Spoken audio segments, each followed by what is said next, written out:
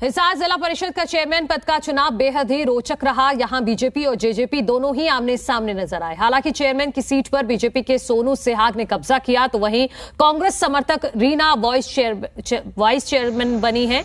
दोनों ने जेजेपी उम्मीदवारों को 2 वोटों से हराया है। आपको बता दें कि चुनाव से पहले मंत्री अनूप धानक बस में पार्षदों को लेकर साथ आए थे और उन्होंने जीत का दावा किया था। कुछ देर बाद हरियाणा के डिप्टी स्पीकर रणबीर गंगवा भी मौके पर आ गए। बीजेपी समर्थित पार्षद भी बस के जरिए ही पंचायत भवन में चुनाव स्थल पर पहुंचे और जीत के बाद बीजेपी नेता कैप्टन अभिमन्यु, हांसी विधायक विनोद भयाना, हिसार मेयर गौतम सरधाना समेत तमाम नेताओं का जमावड़ा लग गया। जबकि मंत्री अनूप धानक वहां से निकल गए, वहीं कैप्टन अभिमन्यु ने राहुल गांधी के भारत जोड़ो यात्रा पर भी प्रतिक्रिया दी है। हिसार जिला परिषद के चेयरमैन और वाइस चेयरमैन का आज चुनाव संपन्न हो गया है, लेकिन जब परिणाम आए थे तो उस वक्त दावा किया जा रहा था कि दोनों ही पद पर बीजेपी का कब्जा रहा है। लेकिन अब एन वक्त पर लास्ट में आकर जो है रीना ने डिक्लेयर किया कि वो बीजेपी समर्थित नहीं थी बल्कि कांग्रेस समर्थित थी। बहरहाल तस्वीरें आप देख सकते हैं कि कांग्रेस के स्थानीय हिसार के नेताओं के साथ रीना नजर आ रहे हैं। रीना जो है इस चुनाव में वाइस प्रेसिडेंट बनी है। बातचीत कर लेते हैं पहले रीना जी से। रीना जी, क्या कहेंगे इस चुनाव को लेकर? क्या रहा था और स्टार्टिंग में कहा जा रहा था कि आप बीजेपी समर्थित है? कांग्रेसी हैं जी, जन्म से। अच्छा जी, तो क्या रहा अंदर, किस तरह से चला था माहौल, किस तरह से बना? बढ़िया सिस्टम चल रहा था जी। तो अंदर की मैं बता दूं, अब क्या रहेगी जी प्राथमिकताएं आपकी, किस तरह से रहेगा? विकास करेंगे जी। अच्छा, जनता की सेवा करने का मौका दिया जी सरकार ने। जनता की सेवा कराएंगे 5 साल तक जी। अच्छा। ईमानदारी से जी। क्या रहा था जी, बताइए फिर किस तरह से सिनेरियो किस तरह से बना? देखिए, हमने दोनों पार्टियां लड़ रही थी, सरकार है दोनों पार्टियों की, ये लड़ रही थी। हमने अलग से, हमारा कांग्रेस का ग्रुप है, हमने वाइस के लिए चुनाव लड़ा है और हमारे कैंडिडेट्स में जीते हैं। तो आप में से कितने पार्षद कितने हैं? ये जो तमाम संख्या आ रही है जो नजर 4, हम 4 यहाँ खड़े और एक साथी ने हमारे को समर्थन दिया था और समर्थन तो काफी लोगों ने दिया था, वो हमारे साथ थे और आज भी है। और हमने पहले से जिसे अपील की उन्होंने हमारे को वोट दिया है। अच्छा, तो ये 4 जो है कांग्रेस समर्थित पार्षद थे। धर्मवीर गोयत जी हमारे साथ, कांग्रेस के नेता हैं, उनसे बातचीत। गोयत साहब, किस तरह से ये निर्णायक भूमिका रही और क्या कहेंगे जो वाइस चेयरमैन का चुनाव जो है 4 पार्षद होने के बाद जो है जीत पाए, मसलन 10 और कैसे कोलैबोरेट किया आपने? ऐसा है, हम थे निर्णायक भूमिका में। जैसे पार्षद दिनेश है, ये बहन जी बनी है, ये बना है। हमारे पास 4 पार्षद थे, हम घर बैठे रहे, हमने किसी से बात नहीं करी। फिर जो रणजीत सिंह से मेरे पुराने ताल्लुकात हैं, तो हमने उनको कहा बताओ जी। उन्होंने कहा हमें मदद की जरूरत है, हमें वाइस प्रेसिडेंट की जरूरत है।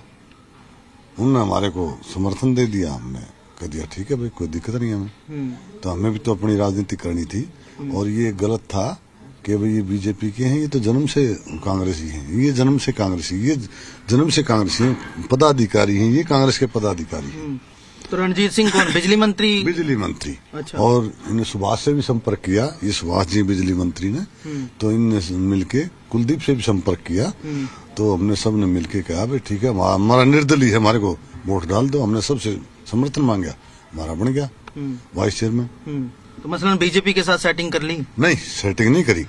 हम ना उनकी गाड़ी में गए, ना उनके साथ गए, किसी नेता के पास नहीं गए, उन्होंने हमारे से मदद मांगी। अच्छा, तो मतलब बीजेपी को हमारे को तो रणजीत सिंह ने पलंटी कॉर्नर दे दिया, पलंटी कॉर्नर हिट गया, गोल हो गया।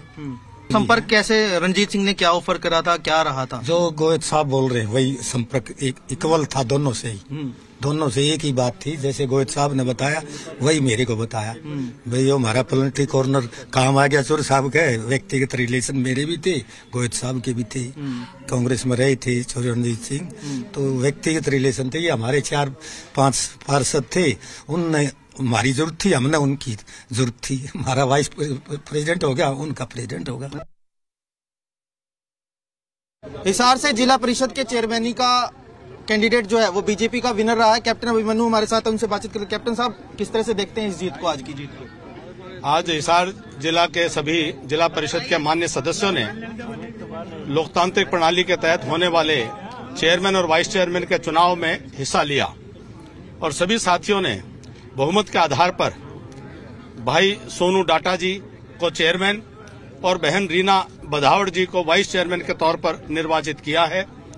ये भारतीय जनता पार्टी के सभी कार्यकर्ताओं ने बड़ी मेहनत करके और सभी पार्षद साथियों ने बड़ा साथ दे करके आज इनको ये जिम्मेदारी दी है।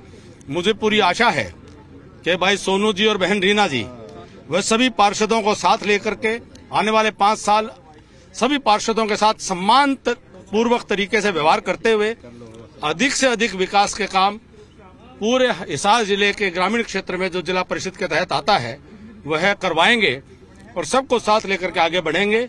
ये भारतीय जनता पार्टी की श्रीमान मनोहर लाल जी के नेतृत्व की जीत है, भारतीय जनता पार्टी संगठन की नीतियों की जीत है। आप बताइए, आप जीते हैं, क्या कुछ प्राथमिकताएं रहेंगी? जो कार्य पहले हुए उनसे भी बहुत ही बेहतरीन तरीके से सब मैनेजमेंट करके कार्य किए जाएंगे।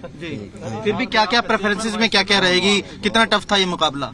कोई नहीं, मेरे युवा साथी सारे संगठन बहुत ही उससे अच्छे तरीके से संगठनात्मक तरीके से लगा हुआ था। मेरी बहुत ही अच्छी टीम है जो सारी बधाई के पात्र, और हमारे नेताजी संगठन के और बीजेपी के सो भी जिलाध्यक्ष जी भी हमारे साथ है। जिलाध्यक्ष जी, ये जानना चाहेंगे कि किस तरह से देखते हैं इस जीत को, और सामने सहयोगी पार्टी थी आपकी। इसको मैं लोगों की जो आम जनता है उसकी जीत मानता हूँ, और उनका भारतीय जनता पार्टी के अंदर कितना विश्वास है इस बात के ऊपर एक मोहर मानता हूँ आम जनता की। जितने भी यहाँ पे पार्टी के जो सीनियर कार्यकर्ता उन्होंने बड़ी मेहनत की है, उनकी भी ये जीत है। आदरणीय प्रदेश अध्यक्ष जी जो हैं उनकी भी ये जीत है। कैप्टन साहब, 2024 में कितना इम्पैक्ट लगता है सर इन सब चीजों का? 2024 में भी इम्पैक्ट पड़ेगा सर, क्योंकि जीत तो बीजेपी। देखिए, भारतीय जनता पार्टी वह देश के विकास के लिए और भारत किस प्रकार से परम वैभव को फिर से प्राप्त करे, इस बात के लिए राजनीति करती है।